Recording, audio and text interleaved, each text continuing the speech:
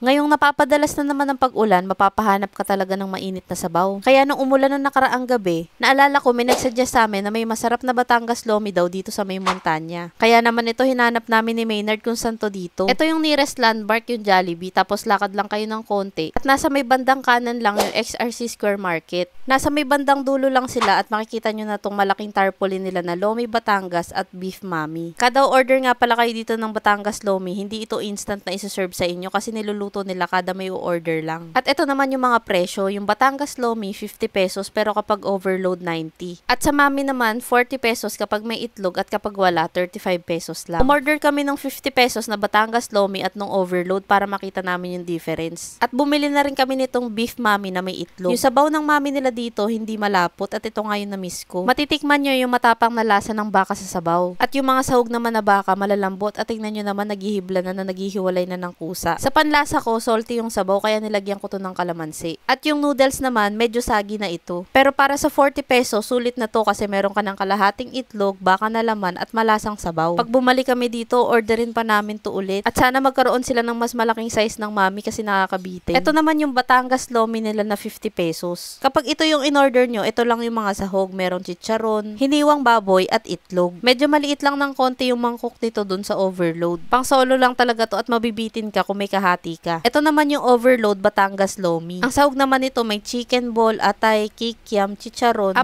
na pirasong maliliit na lumpiang Shanghai, hiniwang baboy at itlog. Itong overload nila pwedeng pang 2 tao. Pero nung natikman namin to ni Maynard, magaan pala to sa tiyan at nakakabitin pa yung isang overload sa amin. Akala namin ni Maynard iti-take out namin yung isang Batangas Lomi pero sa sarap na ubos namin lahat.